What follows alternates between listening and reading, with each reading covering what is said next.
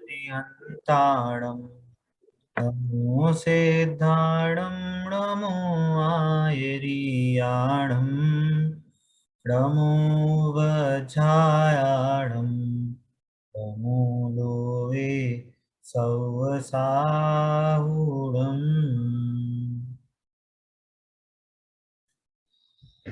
अभी हमारी मंगल प्रज्ञा 3 का हमारा चौथा चैप्टर है ना, स्टार्ट हो रहा है। नहीं, पांचवा चैप्टर में। एक सेकंड, चौथा तो इंद्रियों वाला है। ये तो चौथा है, अब पांचवा पढ़ के आ गए। आपने भक्ष्य और अभक्ष्य बोला था ना, पांचवा। मैंने चौथा बोला था, ग्रुप में भी मैंने आपने फोर्थ ही लिखा है। हॉलीडे में थर्ड और फिफ्थ पढ़ने को कहा था। हाँ, थर्ड और फिफ्थ बोला था। हाँ, अच्छा, मैंने गलती से फिफ्थ लिख दिया, मिस प्रिंट हो गया शायद से। चौथा पढ़ना था। चौथा भी पढ़ ठीक, फिफ्थ के हम उस पे आएंगे क्योंकि फिफ्थ में थोड़ा ज्यादा डिस्कशन है, इसलिए डिस्कशन का पार्ट है वो। चौथा चैप्टर इंद्रियों का चैप्टर था, इसलिए वो हमारा आज हम डिस्कस करेंगे उसको लेके। और आई थिंक जो क्लास मैंने शेयर करी थी उसमें भी उसी से रिलेटेड सारा डिस्कशन हुआ था। ठीक है, तो आज हम चैप्टर पे ना जाके आपने जो लेक्चर सुना और पिछली क्लास जो हुई उस पे डिस्कशन करेंगे। उस पे अगर आपका कोई क्वेश्चन है, कोई चीज नहीं समझ में आ रही है, तो आज हम उस पे क्वेश्चन करेंगे। अगर पूरी चीज समझ में आ गई है तो फिर मैं क्वेश्चन पूछूंगा। एक डाउट है भैया जी। हाँ, जो बिल्कुल पूछिए। ऑनलाइन तो वो सुना ना हम्म। विपिन भैया हाँ। जी का, हम्म। इसमें जैसे कि उन्होंने बोला कि व्रती को धर्मी को बंद नहीं बनते, तो सही में नहीं बनते। ये अभी अपने चैप्टर से रिलेटेड नहीं है। अभी मैं उस चीज से क्वेश्चन में बाद में डिस्कस करेंगे। इंद्रियों से रिलेटेड जो डिस्कशन था उसमें, वो उससे रिलेटेड अगर कोई क्वेश्चन है तो पूछिए। जो इंद्रियों हमारे से चैप्टर है, हाँ, जो इंद्रियों इंद्रियों से का, रिलेटेड हाँ। इस चैप्टर के क्वेश्चन है फिर मेरे। हाँ, इस चैप्टर में हम इंद्रिय, फोर्थ जो चैप्टर था वो इंद्रियों से रिलेटेड था। 5 इंद्रियों का काम कैसे कैसे होता है, इंद्रियां क्या होती हैं, है ना। और जो ऑनलाइन क्लास जो मैंने शेयर करी थी उसमें मन की भी बात थी, है ना, उसमें भी उन्होंने बहुत अच्छे से समझाया था, हाँ, मन का अच्छा है से। ना। आशा है आपने, बहुत से लोगों ने नोट्स नहीं भी बनाए हो, कोई प्रॉब्लम नहीं है, बट आप उनका नोट जरूर बनाइए, वो आपको आगे नोट्स भी नहीं बहुत काम। बनाया, एक्चुअली क्लास ही हाँ। ली सिर्फ। हाँ, नोट्स सुन बनाए। ली थी, कोई प्रॉब्लम नहीं है, हाँ, बट आप समझ इसको टाइम निकाल के उसके नोट्स बना लेना, क्योंकि ठीक है। बहुत सुंदर क्लास थी। हाँ, बहुत क्लास। आपको समझ में भी आया होगा, और वो भी इस चैप्टर से भी बहुत रिलेटेड हाँ, है ना। परंतु अगर उस इस चैप्टर से इंद्रियों से रिलेटेड कोई क्वेश्चन है तो वो आप पूछ सकते हैं। वो इस चैप्टर की क्वेश्चन है भैया। हाँ, जैसे बोलिए बोलिए। जैसे कि ये जो इसमें नीचे क्वेश्चन दिए हुए हैं, तो इसमें हम्म। 3 क्वेश्चन के आंसर तो मुझे मिल गए। फोर्थ क्वेश्चन है, क्या इंद्रियां मात्र ज्ञान में ही निमित्त हैं? हम्म। तो क्या मात्र ज्ञान में ही निमित्त है? नहीं नहीं। इसका इसका आंसर दिया हुआ है। कहाँ हाँ, दिया दिया हुआ ही है? है, बट मुझे वो समझ में नहीं आया, मतलब जो ये लिखा हुआ है आपका कि फर्स्ट पेज में तीसरा डायलॉग है माँ का। हम्म, मैं शेयर करता हूँ स्क्रीन।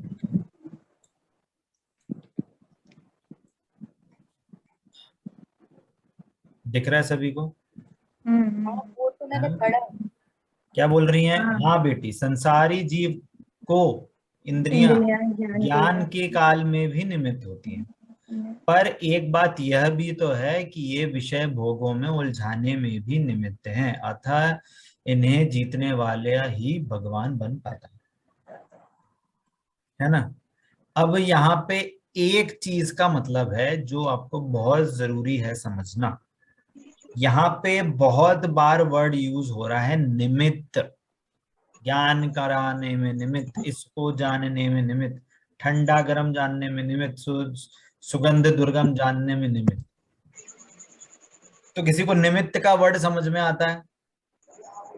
हाँ, संयोग या माध्यम। opportunity बोलेंगे, अवसर बोलेंगे। अच्छा, माध्यम। माध्यम का मतलब है कि उसके बिना ज्ञान हो सकता है। जी भैया जी। हाँ, अच्छा, कौन कौन हाँ बोल रहे हैं, हाथ खड़ा करो कि उसके बिना ज्ञान हो सकता है। नहीं हो सकता है। प्रतीक्षा जी बोल रही है हाँ, ज्ञान हो सकता है। बाकी सब बोल रहे हैं कि इंद्रियों के बिना ज्ञान नहीं हो सकता। हाँ, नहीं इंद्रियों नहीं, के बिना ज्ञान के इंद्रियां काम नहीं कर सकती। मैं नहीं, अब सेंटेंस उल्टा मत करवा। मैं क्वेश्चन क्या पूछ रहा हूँ, इंद्रियों के बिना ज्ञान हो सकता है कि नहीं? नहीं नहीं, हो सकता है। हो सकता है भैया जी। हाँ, इंद्रियां तो कोई सकता है। काम की नहीं है हैं? बिना बिना हो ज्ञान के। सकता है। अरे बिना ज्ञान के नहीं पूछ रहा मैं बोल रहा हूँ सिंपल इंद्रियां इंद्रियों काम। के बिना काम ज्ञान हो सकता है क्या? हो सकता है। हाँ, है? हो सकता है। हो सकता सकता है। है? आत्मा से बताओ, नहीं हो आप बिना आंख के रीडिंग करके बताओ। हाँ, हो सकता है, अपने आत्मा से ज्ञान हो सकता है। नहीं हो सकता ज्ञान ज्ञान तो इंद्रियों के मैं माध्यम बता रहा हूँ, सुनिए वो सुनिए निमित्त सुनिए मात्र। सुनिए सुनिए। देखो, पहले तो आप निमित्त की डेफिनेशन समझिए, है ना? सहकारी। निमित्त का जो लोग यूज करते हैं, एक सेकंड, कहाँ गया?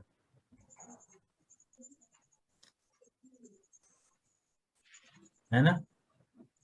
निमित्त के लिए पर्यायवाची वर्ड क्या यूज करते हैं? जैसे आपने कहा सहकारी, है ना? और एक और क्या वर्ड बोला था? माध्यम। माध्यम, है ना?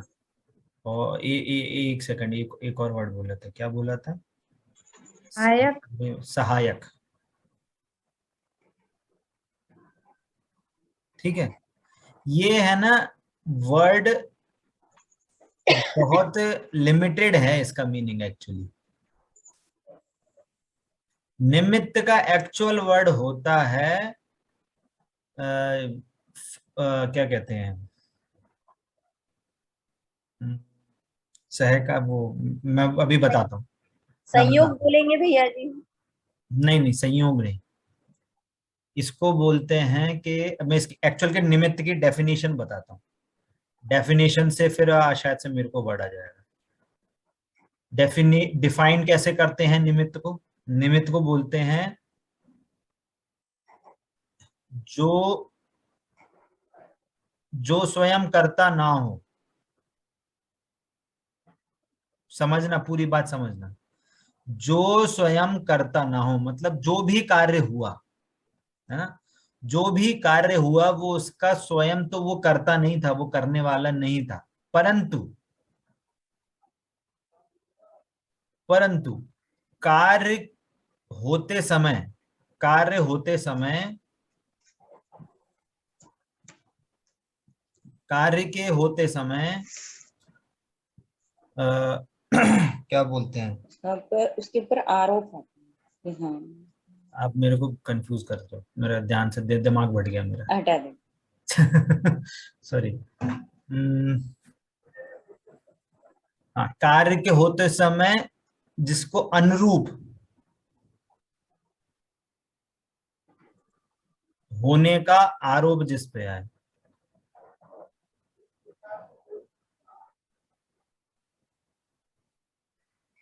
अब मैं इसका मीनिंग बताता हूं। इसका मीनिंग क्या है?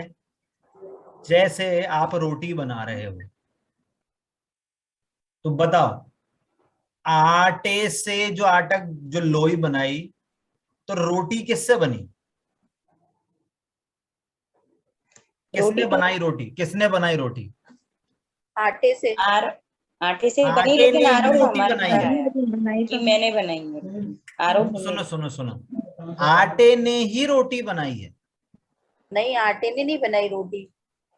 रोटी तो बिना आटा, अच्छा आटा ना हो रोटी बना के बताओ। आटा नहीं है आपके पास, आपको रोटी बनानी है, बनाओ। नहीं बनेगी। बनाओ, आपके पास बस आटा नहीं दे रहे हैं हम, आपके पास सारी चीज है, गैस है, चूल्हा है, चकला है, बेलन है, एकदम फर्स्ट क्लास बाई भी दे दी आपको, सब कुछ दे दिया, बस आटा नहीं दे रहे। चलो रोटी बना के बताओ, नहीं बनेगी। तो जो रोटी बनी है वो उसका एक्चुअल करता आटा ही है और कोई नहीं है। परंतु उस काम के होते समय जो आटा की लोई से जो एक रोटी बन के तैयार हुई, पूड़ी बन के तैयार हुई, उस समय जो कार्य हुआ, जो कन्वर्ट हुआ, ऐसे कन्वर्जन जो हुआ, लोई से रोटी में जो कन्वर्जन हुआ, जो प्रोसेस हुई, उस समय, उस कार्य के होते समय, सॉरी इस पे, हाँ इसका अनुरूप नहीं, इसको बोलेंगे अनुकूल, सॉरी मैं गलत वर्ड बोल गया, अनुकूल। अब उस रोटी के बनाने में अनुकूल कौन था? चकला बेलन, गैस, तवा, बाई। उसका अनुकूल होने का आरोप आया तो उसने बोले भैया चकला बेलन से रोटी बनी है, तवा अच्छा था इसलिए तवा बढ़िया रोटी बनी। अरे मैंने रोटी बनाई है। अब समझना, अगर चकला बेलन रोटी बनाने का करता हो तो हर रोटी एक जैसी बननी चाहिए, परंतु बनती नहीं है। अगर मैं या कोई बाई हो, कोई भी हो, अगर वो करता हो तो वो एक जैसी बननी चाहिए रोटी, पर वो रोटी बनती नहीं है। अगर आपका चकला बेलन चौकोर है तो चौकोर रोटी बनेगी क्या? नहीं। गोल है तो गोल रोटी बनेगी क्या? नहीं। समझ में आ रहा है? तो हम क्या कहते हैं कि हमने जो रोटी बनाई, जैसे हम कह भी रहे हैं कि मैंने रोटी बनाई, तो निमित्त अपेक्षा कह रहे हैं। निमित्त अपेक्षा का मतलब है उस टाइम पे मैं रोटी बना रहा था इन द सेंस मैं वो मेरे शरीर की क्रिया ऐसी ऐसी हो रही थी उस रोटी के बनाते समय, इसलिए मैंने रोटी बनाई, ऐसा कह सकते हैं। क्योंकि आप उस रोटी बनने के टाइम पे आप वहां पे उपलब्ध थे, है ना। अब रोटी बनी, है ना, और फॉर एग्जाम्पल मान लो बहू ने रोटी बनाई और सास सो रही थी, तो क्या बोलेंगे? भैया सास ने रोटी बनाई, बोले ही नहीं सकते। बहू उस समय प्रेजेंट थी इसलिए बोलेंगे बहू ने रोटी बनाई। तो ये सही है कहना, गलत नहीं है। किस एंगल से? कि उस टाइम पे, उस प्रोसेस के होते समय उस बहू पे, उस बहू के शरीर की जो भी क्रिया थी उस क्रिया पे आरोप आया है। आरोप का मतलब है फॉर्मली कह रहे हैं। समझ में आ रही है बात? इसलिए कह रहे हैं निमित्त का मतलब होता है अनुकूल होने का आरोप जिस पे आए।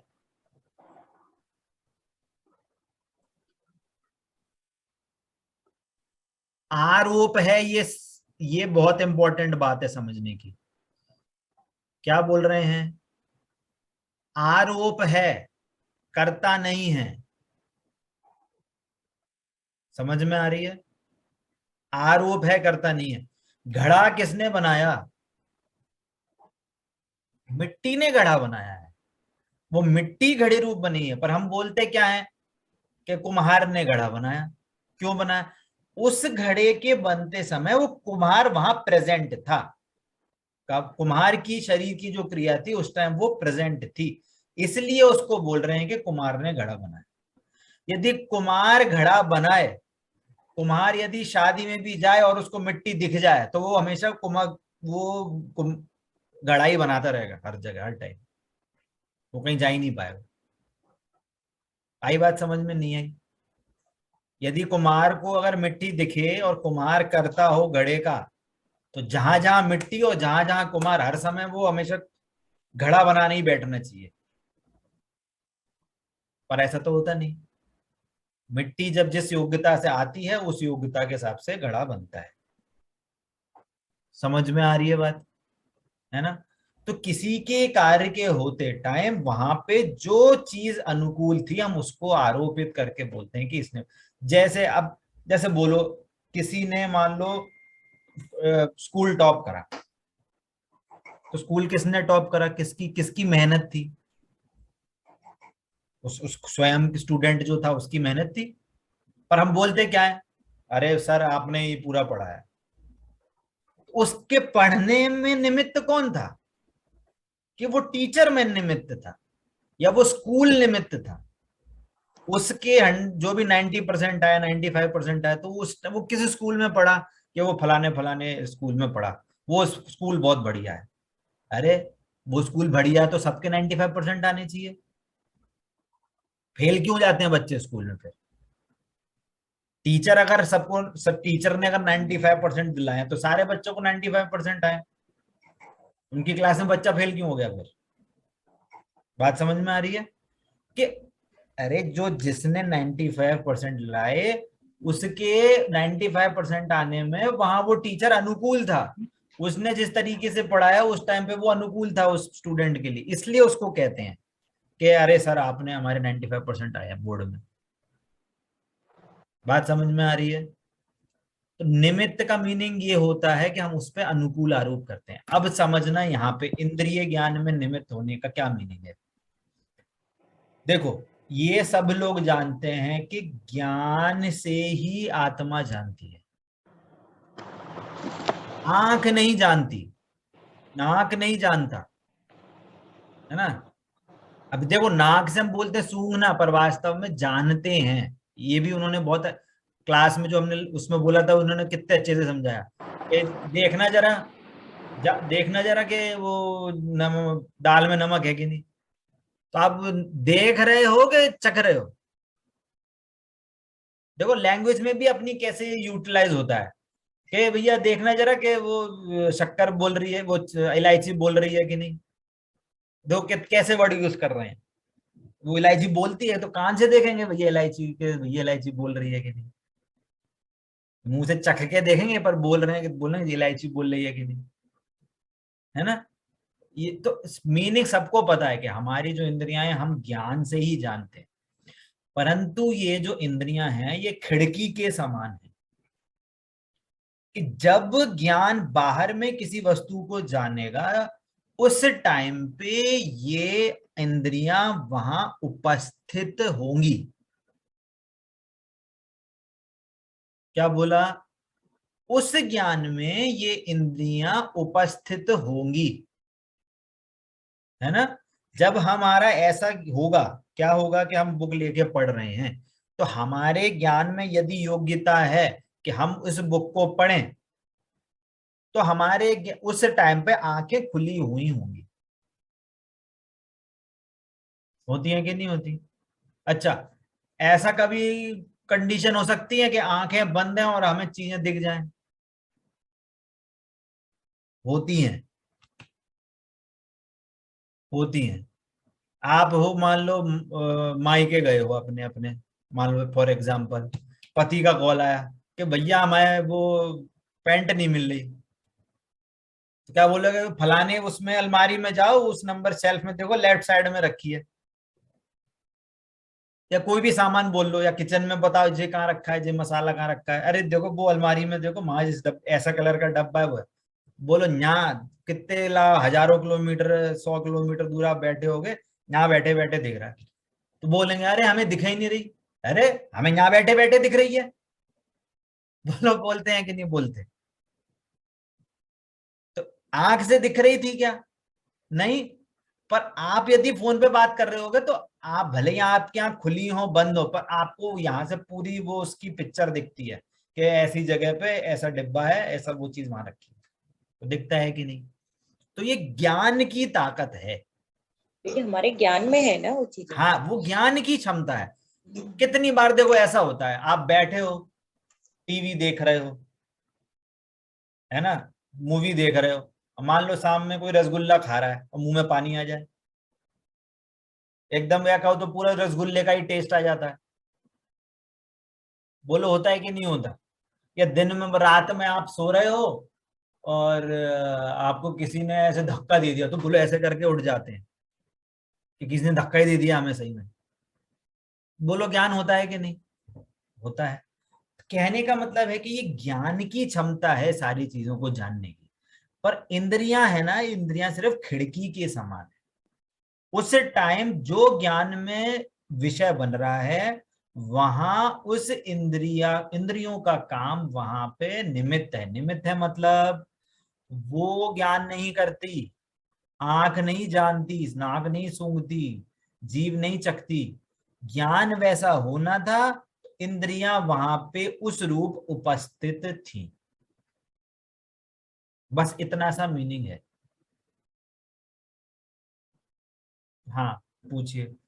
मैं पूछ रही थी, जैसे जैसे मैं जैसे ये देख रही हूँ कि कोई भी चीज है जैसे, तो हम अपने ज्ञान से देखते हैं, हम्म ना कि आंखों से देखते हैं। हम्म ज्ञान से ही देखते हैं ना। हाँ तो क्या ज्ञान आत्मा का पार्ट नहीं है? आत्मा है ना, चूंकि एक चेतन द्रव्य है ना।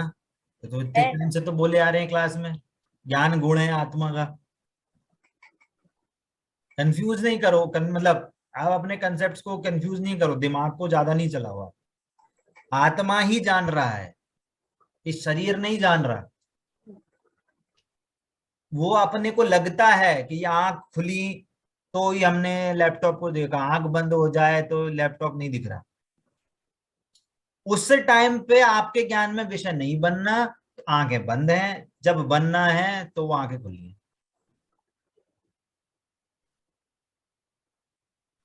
बोलो कितनी बार होता है? मान लो एक बुक पढ़ रहे हो, मान लो 2-3 लोग पढ़ रहे हैं और एक ही जगह रीडिंग कर रहे हैं, तो सबको सेम सेम जैसा ज्ञान होता है क्या? किसी का ध्यान भटक जाता है, वो किसी को रहे देखना है, आगे आगे पढ़ना बोलता है, हाँ कहाँ कहाँ पढ़ना कहाँ, भले यहाँ देख रहा है उस बुक में तो भी ध्यान नहीं रहता, ज्ञान नहीं होता। क्लास में 20 बच्चे हैं, टीचर समान रूप से एक किसी को पढ़ा रहा है, पर सबके ज्ञान में नहीं बनता, किसी को ज्ञान में विषय बनता है, किसी को ज्ञान में नहीं बनता। भले ही सबकी आंखें खुली हैं, कान खुले हैं, सब सुन रहे हैं सर क्या पढ़ा रहे हैं, पर नहीं है ज्ञान, नहीं ज्ञान की योग्यता नहीं है तो नहीं आता समझ में। ज्ञान की योग्यता होती तो समझ में आता है। ये मतलब प्रत्यक्ष है, ये मतलब सबको इस चीज का आभास है, पर ये चीजें हम लौकिक में बहुत जल्दी समझते हैं। वही चीज हम यहाँ पे लगाते हैं तो पता नहीं, समझ में ही नहीं आता। समझ में आता मतलब आया? अब समझ में आया कि नहीं आया? आ गया भैया जी। ठीक है। निमित्त है का मतलब है ज्ञान होते समय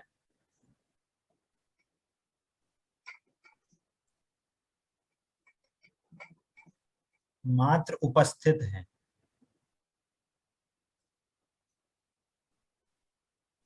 वे स्वयं कुछ नहीं जानते। समझ में आया?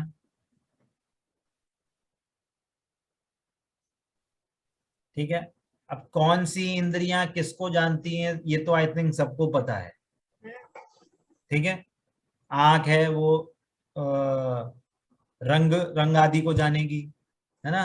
वर्ण गुण को, बुद्धगल को वर्ण गुण को जानेगी। नाक है वो सुगंध दुर्गंध को जानेगी। जीवा हाँ, है वो रस गुण की जो पर्याय हैं कि खट्टा मीठा कशैला चरपरा, है ना, खारा, इसको जानेगी।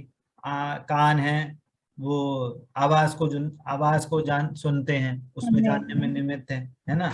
और स्पर्श है तो उसकी आदि, ये रूखा चिकना कड़ा नरम ये आदि पर्याय हैं। ठीक है। तो ये तो आई थिंक सबको पता है, तो इसमें ज्यादा डिटेल की जरूरत नहीं है। ठीक है। पर यहाँ पे एक और विशेष जानने की जरूरत है, बहुत इंपॉर्टेंट पॉइंट है।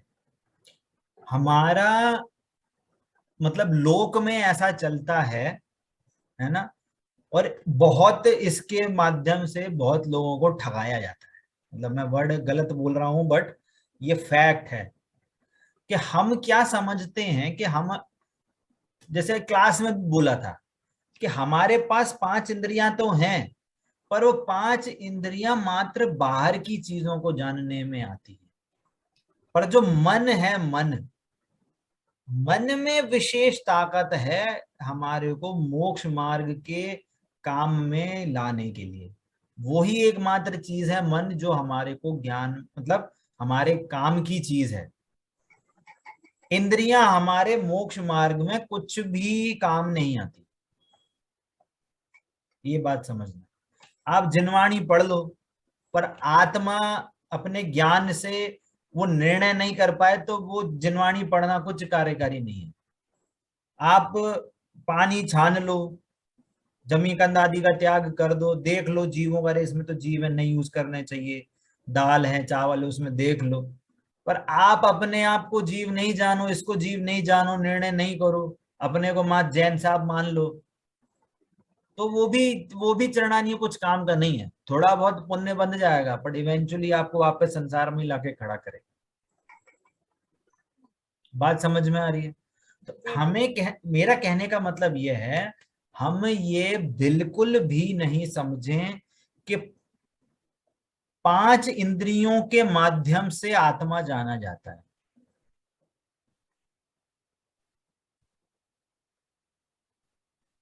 क्या बोला? आत्मा विषय कषाई की कह सकते नहीं, अभी विषय कषाय की बात नहीं कर रहा हूं। अभी मैं बोल रहा हूं कि 5 इंद्रियों को यूज करके हम आत्मा का निर्णय नहीं कर सकते।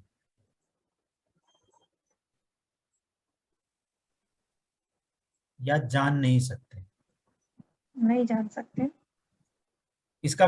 इसका लॉजिक बता सकता है कोई?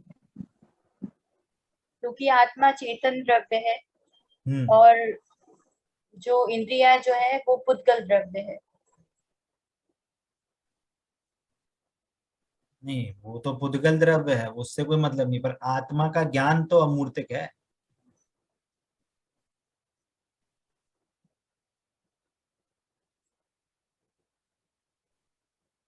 नहीं आया समझ में?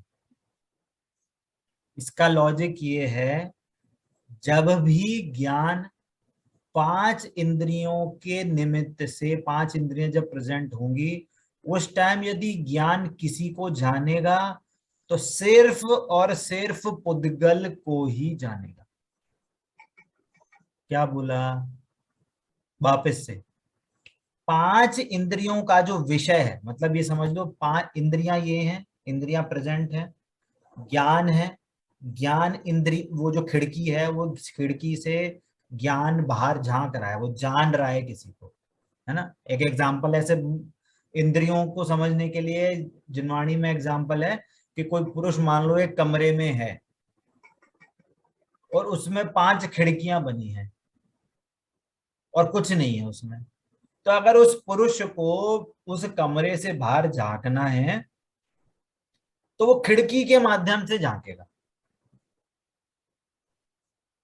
और जिस टाइप की खिड़की होगी वो उस टाइप की चीजें जानेगा। ठीक है। अब वैसे ही, अब इसमें समझने वाली बात यह है कि खिड़की नहीं जानती, आदमी जान रहा है। वैसे ही आत्मा इस इंद्रियां रूपी खिड़की से बाहर जानता है, पर जानता आत्मा है, और जिस टाइप की खिड़की होती है उसको जानता है। इसलिए जब हमने ये कहा कि आंख से वर्ण गुण देखा जाता है, वर्ण गुण की पर्याय देखी जाती है, हरा, लाल, पीला, काला, सफेद, ये वो, तो ये किसकी पर्याय है?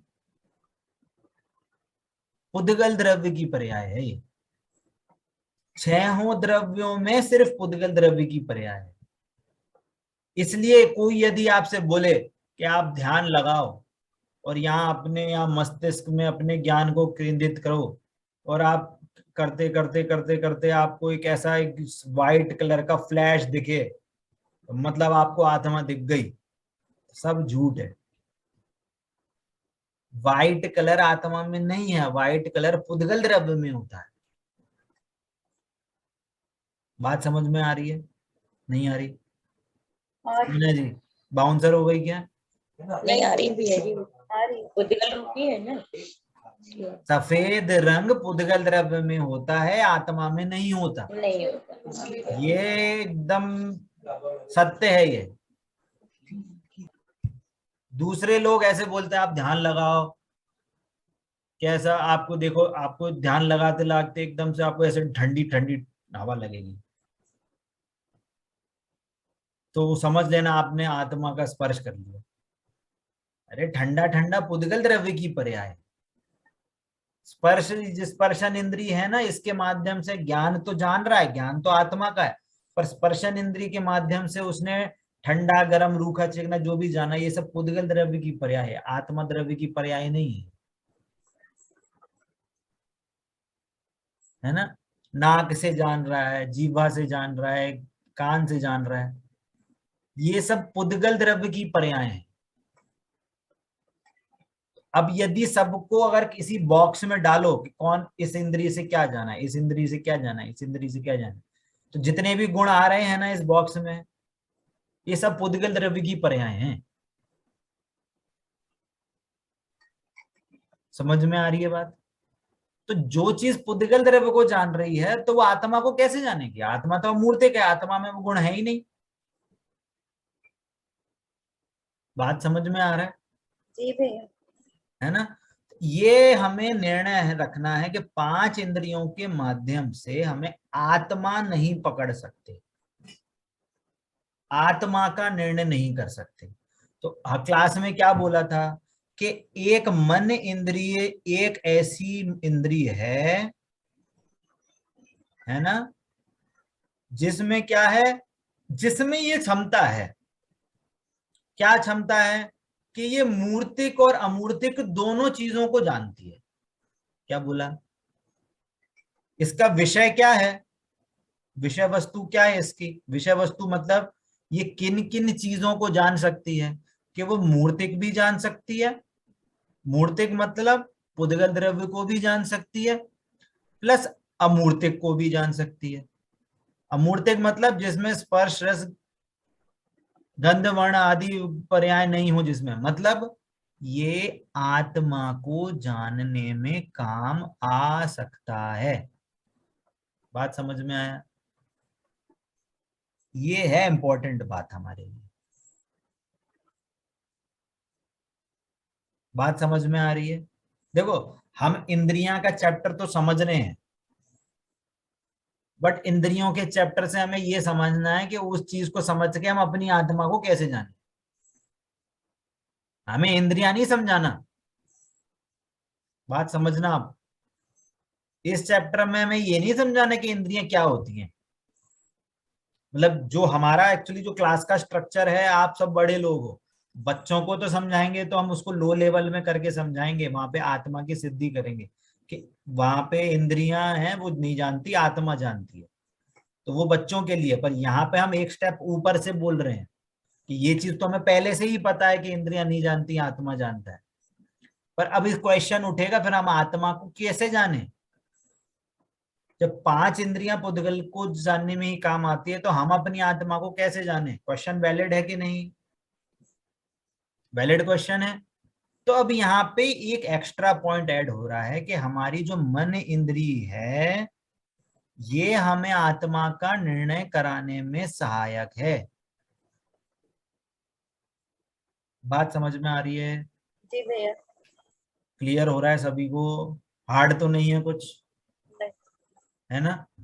तो अब किसी का कोई डाउट आए क्या कि हम ध्यान में जब बैठते हैं तो हमें आत्मा दिखेगी कि नहीं दिखेगी? नहीं दिखेगी। अरे ये क्वेश्चन ही गलत है।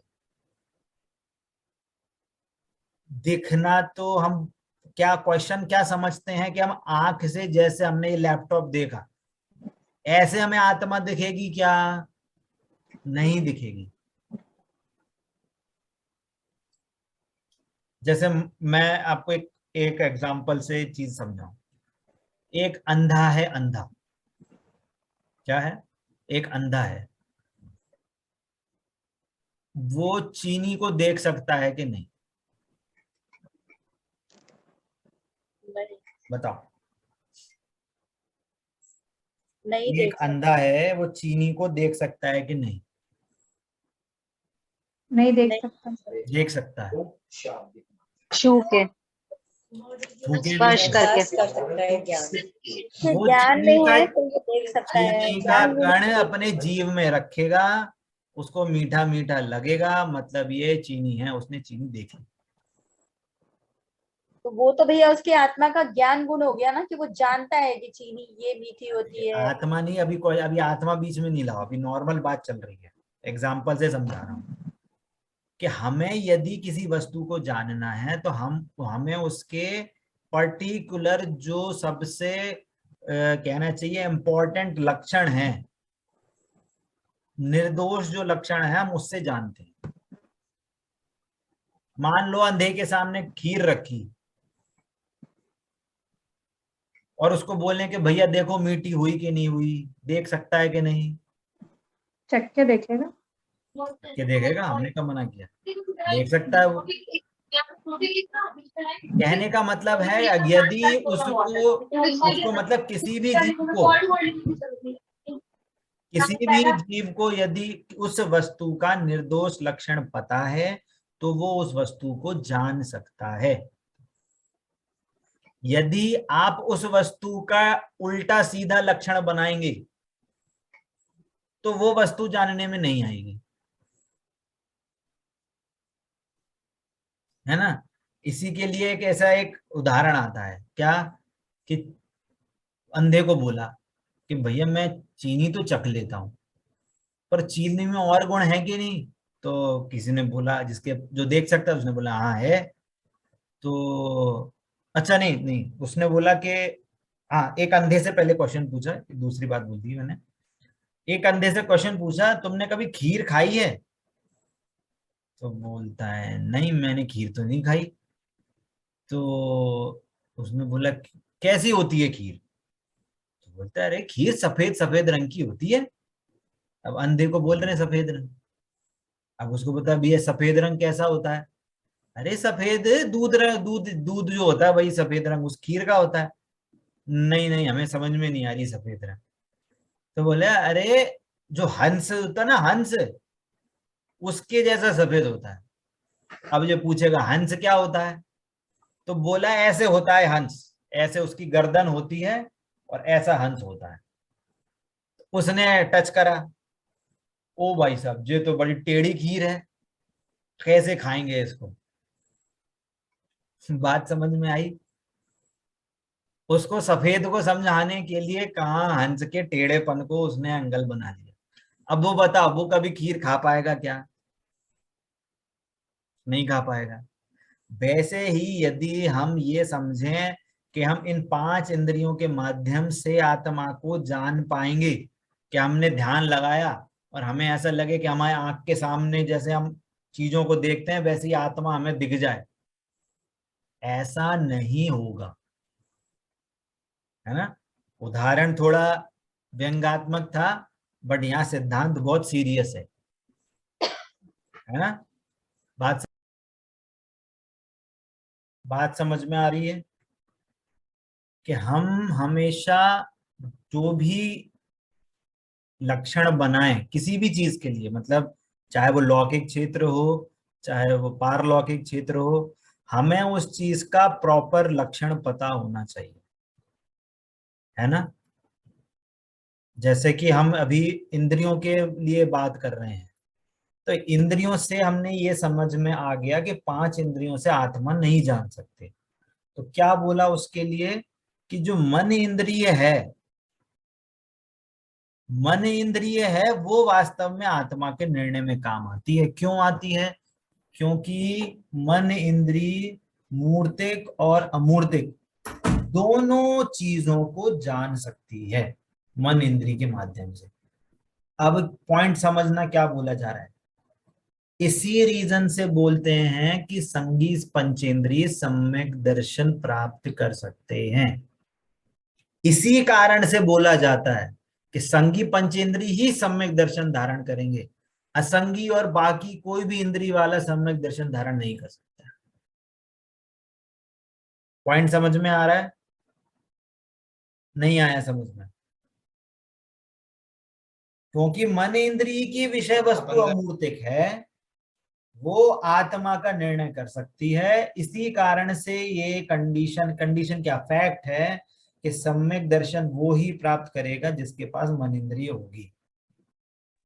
अब कोई नहीं करे वो बात अलग है, पर उसमें योग्यता है।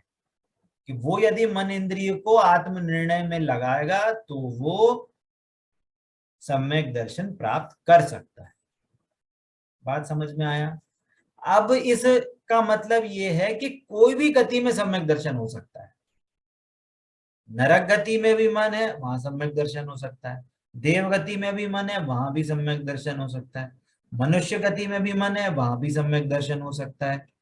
त्रियंच गति जो संगी पंचेंद्रिय जो त्रियंच गति के जीव है, वहां पे मन है, वहां पे भी सम्यक दर्शन हो सकता है। बात समझ में आ रही है?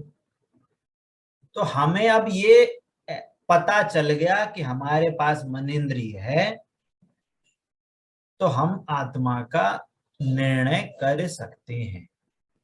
अब हमारे एफर्ट्स कहाँ जाएंगे, है ना? अब क्वेश्चन उठेगा कि हम एफर्ट्स क्या करें। तो हमारे एफर्ट्स कहाँ जाने चाहिए? हमारे एफर्ट्स जाने चाहिए कि आत्मा का लक्षण क्या है।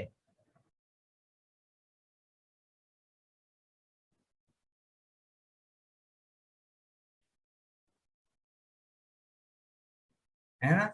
लक्षण कहो, स्वभाव कहो, एक ही बात है। तो हमारे एफर्ट्स यहां लगने चाहिए कि आत्मा का लक्षण क्या है। इसमें हमारा निर्णय करे लगेगा तो हमारा ज्ञान स्वयमेव उस रास्ते में आगे चल के हमारे को सम्यक दर्शन उत्पन्न कराएगा।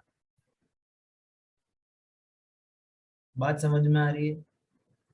अब यहाँ पे एक और एक्स्ट्रा बात कि ये जो इंद्रियां है ना, बाहर हम बाहर से बात कर रहे हैं, तो पंचेंद्रिय तो काम की नहीं है,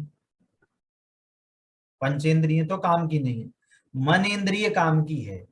तो इसका मतलब ये नहीं है कि आप जिनवाणी नहीं पढ़ो तो देख के तो ज्ञान होता नहीं है। अरे वो मीनिंग नहीं है कि देख के ज्ञान नहीं होता। मीनिंग ये है जिनवाणी पढ़ेंगे तो जिनवाणी में जो बात पढ़ी वो मन इंद्रिय के माध्यम से हम उसको निर्णित करें कि ये सही बात कही कि नहीं कही। जैसे जिनवाणी में हमने पढ़ा कि आत्मा और शरीर अलग अलग हैं, तो ये तो आंख ने देख लिया, ज्ञान ने उस आंख से जाना आत्मा शरीर अलग अलग हैं, ये शब्द लिखे थे, इसको जान लिया। तो पर इसमें जो ऊहापोह हो, इसमें जो क्वेश्चन रेज हो, ये ऐसा है कि नहीं है, तो ये काम आंख नहीं करेगी, ये काम मन इंद्रिय के माध्यम से वो ज्ञान करेगा। अच्छा, इसमें भी समझने वाली बात है, मन इंद्रिय जो कह रहे हैं वो तो हम एक शरीर सापेक्ष बात हो गई कि मन इंद्रिय है। मन इंद्रिय का मतलब है ज्ञान में वो योग्यता आ गई है कि वो उस टाइप का निर्णय कर सकता है ना? मन इंद्रिय मतलब है ज्ञान में ऐसी योग्यता डेवलप हो चुकी है ना? जैसे कि जो लेक्चर दिया था उसमें क्या बोला था, अभी तक हम मन को कहाँ लगाते थे?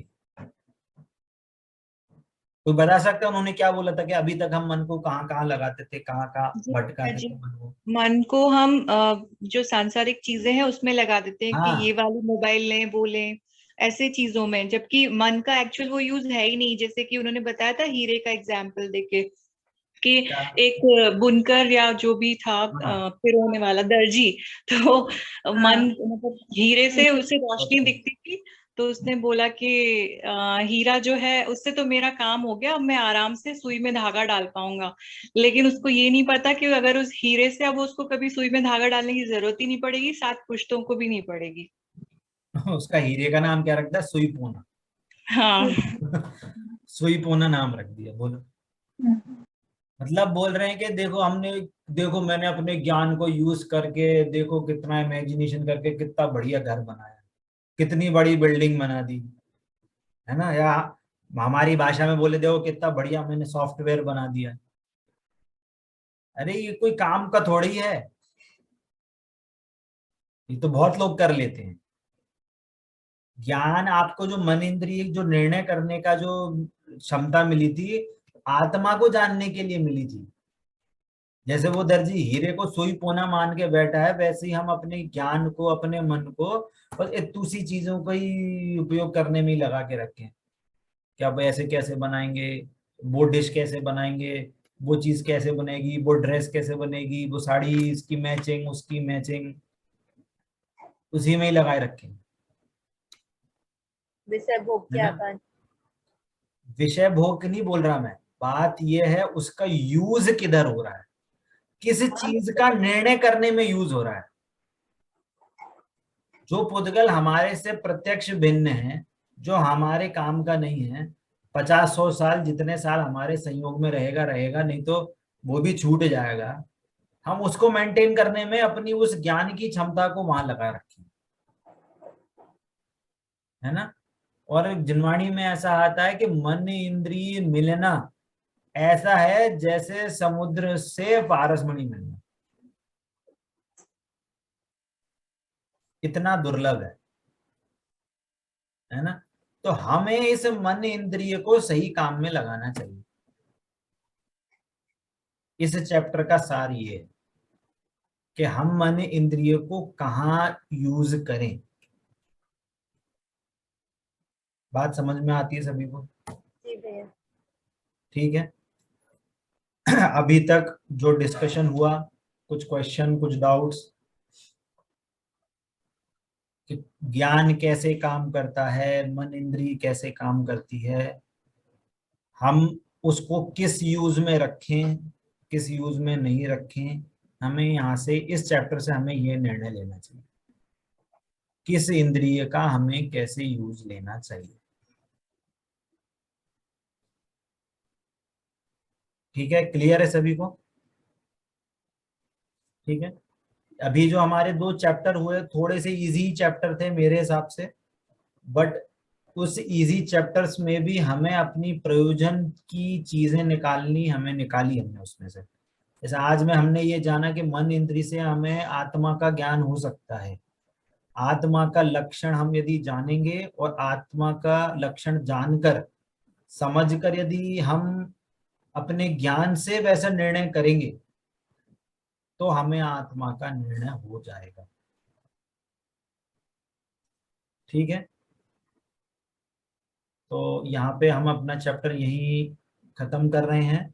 इसमें देखा जाए तो ज्यादा डेफिनेशंस या कहें कुछ ऐसा चीजें बहुत सिंपल थी, है ना।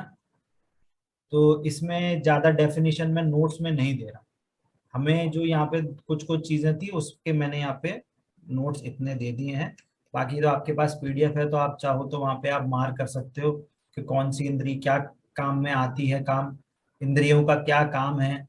इंद्रियों की वहाँ पे एक स्पेशल डेफिनेशन दी हुई है फर्स्ट पेज पे। क्या दी है कि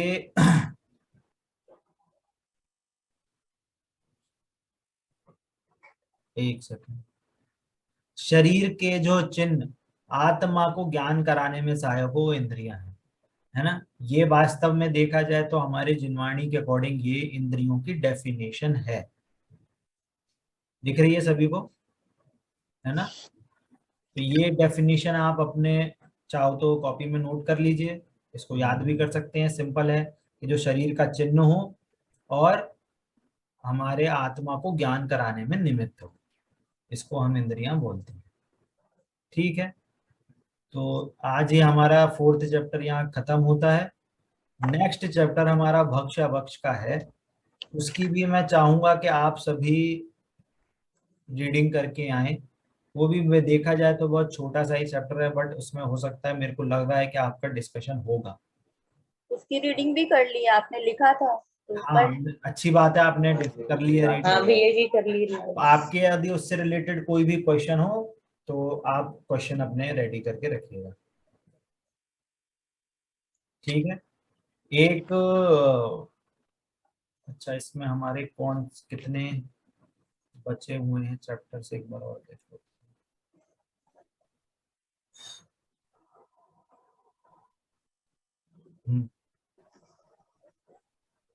तो हमारा जो नेक्स्ट क्वेश्चन पेपर है वो नेक्स्ट वीक फ्राइडे को होगा।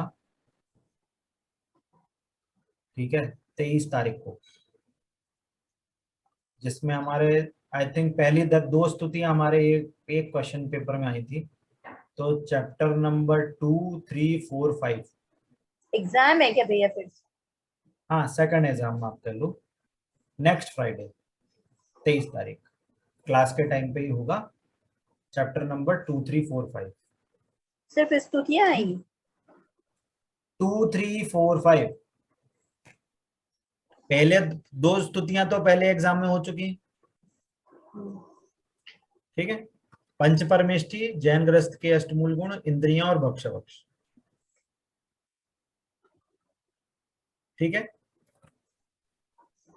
ये मैं ग्रुप में डाल दूंगा जिससे कि बाकी लोगों को भी पता चल जाए।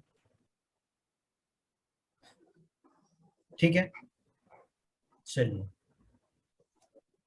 जिनवाणी के ज्ञान से सूझे लोकालोक, सो वाणी मस्तक नम सदा देता हूँ दो। बोलिए द्वादशांगमय जिनवाणी माता की जय हो, जय हो, जय। अहिंसामय जैन धर्म की जय हो, जय हो, जय। जय जिनेन्द्र सभी को। सभी को जय जिनेन्द्र।